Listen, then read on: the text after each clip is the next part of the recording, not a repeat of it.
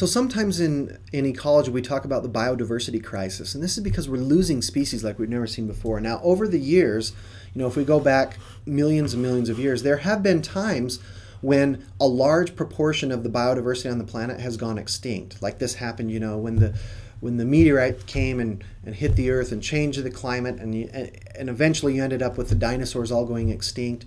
There's others where we've lost 70 to 80% of all of the diversity on the planet. So this has happened before, but this is over periods of millions of years, and then it recovers and you come back up to a large number of species on the planet, and that's happened multiple times. Right now, though, we're currently call this the biodiversity crisis because the speed at which we're losing species has never been seen before on the planet. I mean, just in the last 200 or 300 years, the number of species that we are losing compared to other times is unheard of. So what is it that's causing this? Well, not entirely, but for sure, humans have a large role to play. And this is why it's broader and faster than any past extinctions. And now we don't know the full scale of this yet, but there's enough signs to know that the biosphere is probably in big trouble.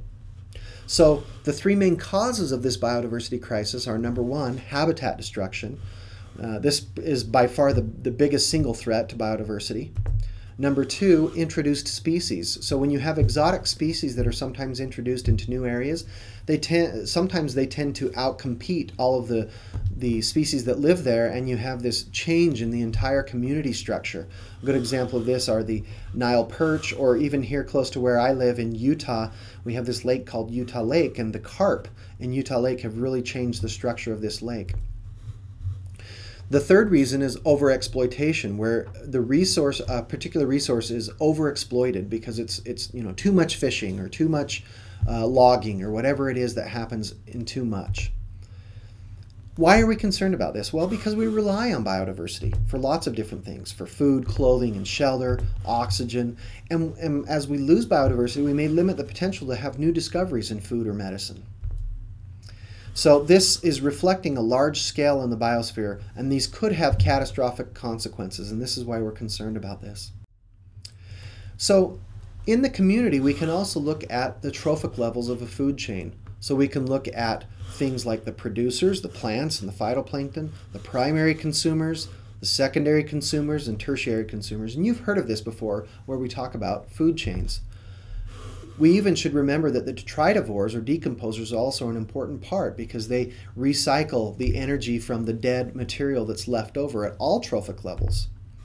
But in reality, food chains are much more complicated, and what they really are what we call food webs, where you have the producers and primaries and secondaries, but some organisms can be both secondary and primary. Some organisms eat both plant and animal life.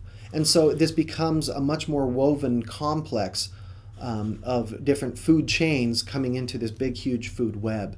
In fact, if you look at just the food web of seals, they eat cod, and then, this is like the simple way where you just say, okay, here's the food chain, everything else cod, seals.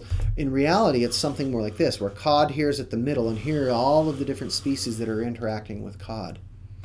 So, as organisms are eating and going through this food chain, the energy is being used, but not very efficiently, surprisingly. In fact, if you take this caterpillar and say, okay, it eats a bunch of leaves and it gets 100 kilocalories, 50% of that is basically going off right through its body and coming out with its fecal material. Another 35% is being used just for it to be able to move and chew and do everything it needs to do while it's eating. Only about 10 to 15% actually goes towards growth. So when you look across a diagram like this called an energy pyramid diagram, where we look at the producers, primary consumers, secondary, and tertiary, you see that from a field that has a potential of 10,000 kilocalories, the grasshoppers come in and they only can transfer about 10% of that into their bodies that is then available as a primary consumer. So now you've cut this down to 1,000 kilocalories. Then the mice come in and eat the grasshoppers, and basically you have another transference of about only 10%. So now there's 100 kilocalories. And then you have the snakes that come in and they eat the mice, and there's now 10 kilocalories available. And this is why you don't ever see, 5th level, 6th level, 7th level consumers. There's just not enough energy to go around. So it would be actually, there are some really good ecological arguments for eating more vegetables and plant material than animal material. For example, you could feed this many humans on this same plot of corn instead of taking that same plot of corn, making cow feed, giving it to the cows, and then having humans eat the cows, right? You could only feed this many humans. Now, each of these communities also, different communities have different ways of creating organic mass, and we call that biomass. In fact, the most productive areas on the planet can be looked at in different ways. One way, first of all, is to look at the percentage of Earth's surface. So most of Earth is open ocean, right? That's most of what Earth is, and then you have different areas that we can classify that are the land. But if you look at the average net primary productivity, right, places like algal beds and the rainforests are the most productive areas in the world on just grams per meter squared per year. But if you put both the first graph and the second graph together into the percentage of Earth's net primary productivity, of course the open ocean is still very productive. That's because it's so huge. But look at what the next most important one is, the tropical rainforest. And that's why that has really become the poster child of much of this environmental movement. Well, the climate can affect then the way that these biomes are made up and distributed. So if you look at the Earth, it's curved, of course, and the sunlight, when it comes in, if it hits directly, right, like near the equator, it's only spread out this much, and so it's very concentrated. And so you get higher temperatures. But as you move towards the poles, you get the sunlight that comes in at a lower angle, and so it's essentially spread out, and so it doesn't heat up the Earth as much as it does at the equator. So at the equator, you get most of your heat that then is making the moisture come up into the air and forming clouds. And so that's also where you get a lot of your rain, is around the tropics. As you move towards the poles, you get areas that are drier because you don't have as much water in the atmosphere anymore, and the temperature goes down. So when you look across also the Earth, it's not flat, right? There are mountains and other features. And so when you get a cloud moving across a coastal range, some of the rainfall happens there, and then it moves a little bit further, and then you get even more rainfall. This is like the coastal range in California and then the Sierra Nevadas. By the time that those clouds get over the Sierra Nevadas, they've lost most of their water, and so you get this huge shadow, this rain shadow that creates these semi-deserts, kind of like the Great Basin. And so if you combine both the effect of the equator to the poles and then these land formations, mountains, you can see that this is what makes up all of the different biomes across the planet. And here is a graph showing all of the main biomes, right? And if you look, well, where is the tundra and Arctic? Well, of course, that's up at the poles. But look at the other areas of the world that also are tundra, classified as tundra and Arctic. Well, it's high elevation, right, on the mountaintops. And where are the places that are tropical forest? Well, we would expect it to be around the equator, and that's exactly where it is. But it's not all of the equator, right? There are areas in the Africa here, inland, very inland, where you now don't have much rainfall anymore. We're now going to talk about some of the different cycles, right? So this is now the ecosphere, where we're looking now at all of the different abiotic factors and biotic factors together. So, you've maybe heard of the carbon cycle before, where carbon dioxide is in the atmosphere. It's taken in by the plants, remember, through the process of photosynthesis. Then those are eaten by primary and secondary consumers and so forth. And as they are functioning, they're going through cellular respiration, and they exhale. And what do they exhale? CO2, and that goes back into the atmosphere. And eventually they die, and as they die, the detritivores break them down, and that also breaks down and more CO2 into the atmosphere. But also, whenever you take a piece of wood and you burn it, that gets transferred, all of that mass gets transferred into the atmosphere in the form of CO2. And so since wood and fossil fuels have really started to change things in the last 200 or 300 years, you've seen this extra input of CO2 into the atmosphere that we didn't have happening before. And this has led to climate change. One of the most important things is global warming.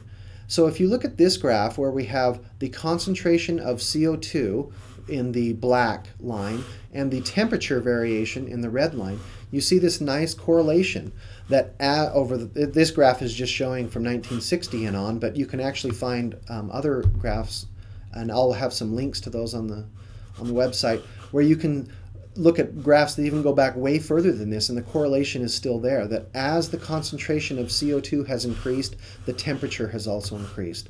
Now be careful about sometimes listening to different talking points on this, because what I've found is that someone who wants to prove a point can choose any two data points on a graph to make their point. For example, if I were to say, well, temperature from 1997 to 2005 actually went down. Well, that's true. If you take just the data point 1997 and go to 2005, it did go down. But that's not the trend. The trend is that it has been going up. I mean, I would be just as critical if someone said, well, from 1985 to 1990, it went up, this much. Well, yeah, but you can't pick and choose your data points. This is why it's important to learn how to interpret graphs, especially when you're looking at some of these issues that become controversial. And so I always suggest look at the literature, look at the graphs, look at the data, and then make your decisions about where you stand on these issues. What we do know is that as CO2 increases, there is an explanation for the increase in temperature, and this is called the greenhouse effect. With more CO2 in the atmosphere, the heat that comes down from the light of the sun is trapped essentially. It's kind of like a greenhouse. And so you get more heat being trapped into the atmosphere. And so if we don't remove that CO2, it continues to trap the heat, and you see the increased temperatures, which has been demonstrated by the data that has been collected. This is a more specific, more complex graph that I pulled from a report from a bunch of different scientists and policymakers that all come together. They do this every so often to look at climate change. And what they are able to conclude is that the warming that has occurred is not just natural. This graph down here, this is the total. The total net anthropogenic effect, or in other words, the total human effect, is partially responsible for the increased temperature change. And the biggest culprit of this is CO2, but there's also CH4s. There's even some things that humans do that do a cooling, a kind of a cooling of the planet, like aerosols. But aerosols have a different issue with the ozone. But overall, the human effect is changing the climate. So some of the consequences of climate change and global warming, well, things like glaciers are melting, and so you have sea levels that are rising. Weather patterns are changing. This may have some effects on the health and the food and even the mortality in certain areas. It's changing ecosystems and the wildlife can live there. It's changing the chemistry of the ocean. It's definitely changing things.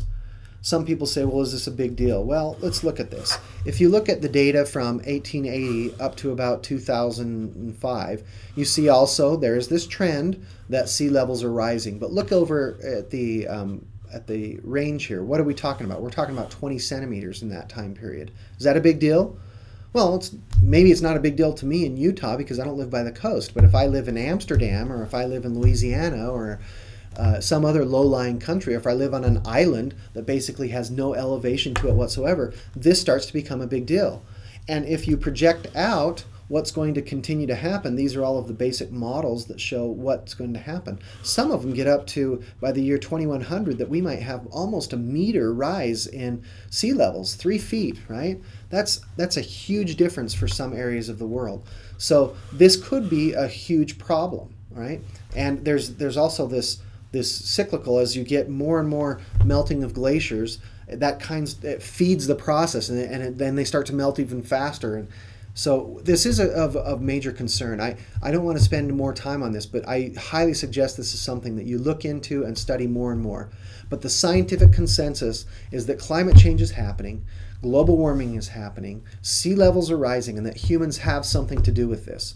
Now, where this is going to lead in the future and can we change this, that's what we don't know. We're still hopefully going to keep looking at that. But I always say if there's a chance that we can change it, let's do something to change it.